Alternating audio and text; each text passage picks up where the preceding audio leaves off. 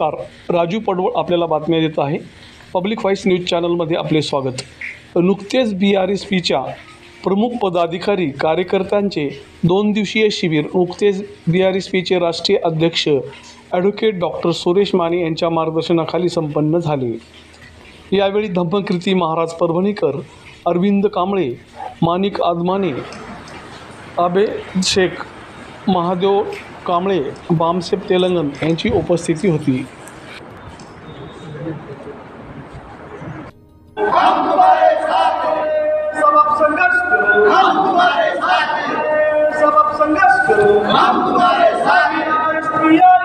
नई रोशनी आई है, नई रोशनी आई है। बदल दो तब बदल दो, बेईमानों का हाथ बदल दो तब बदल दो, बेईमानों का हाथ बदल दो।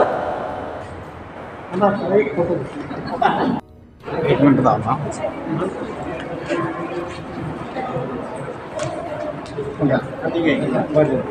म्हणून जिथून निवडणुका लढवायच्या आहेत तिथल्या स्थानिक कमिट्या पूर्ण करा.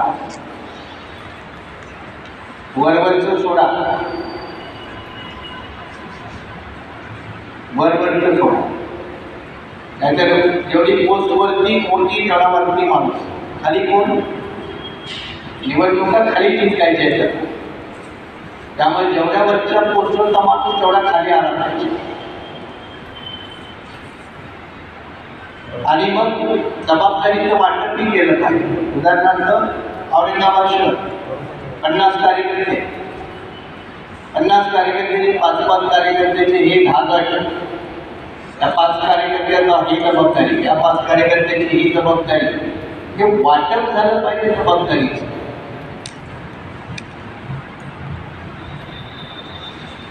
सेम गोष्ट दुसरीकडे लागते. मग तो पदाधिकारी प्रदेशचा असो, जिल्ह्याचा असो, तालुक्याचा असो.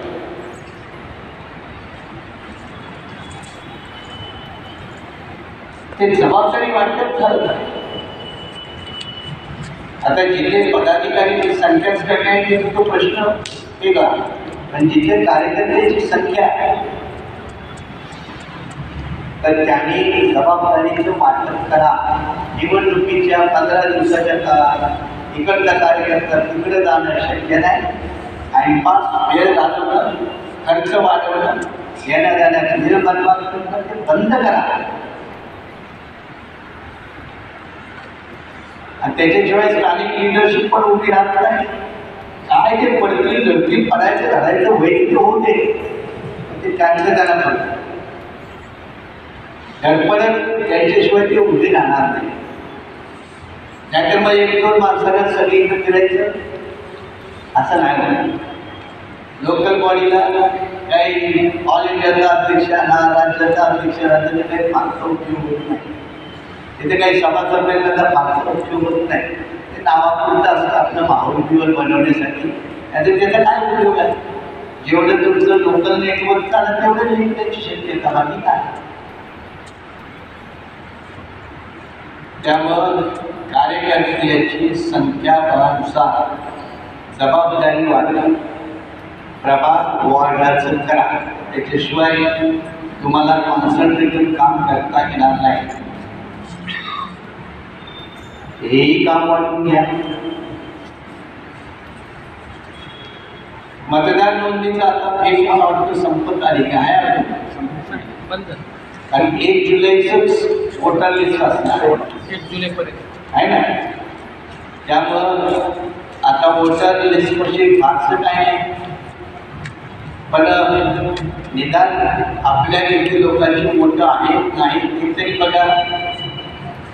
जे आपले वोटर आहेत बाहेर राहायला गेले, संपर्क करा, काहीतरी करा. नाहीतरी टाईम शेवटच्या वेळेला आपल्या आनंद झाला मतदानाला निघाल कोण येणार त्याची पडताळणी करा. जे ग्रासरूट लेवलचं काम जरा व्यवस्थित करा.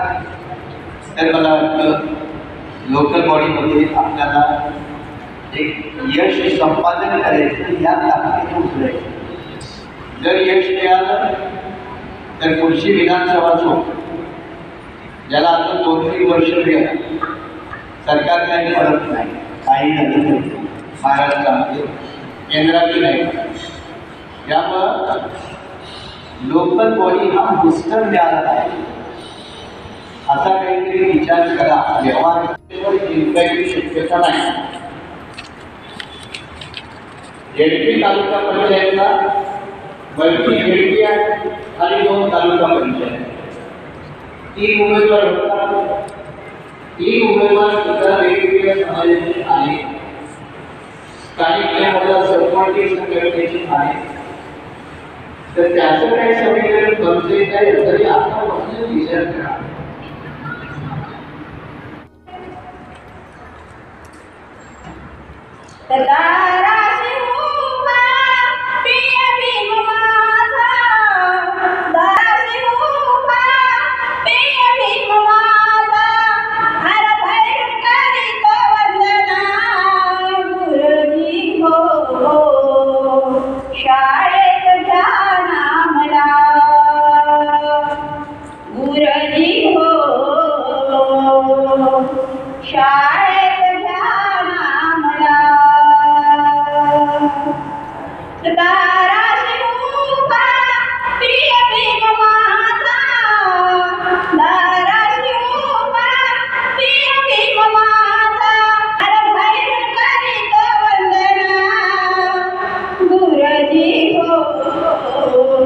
Try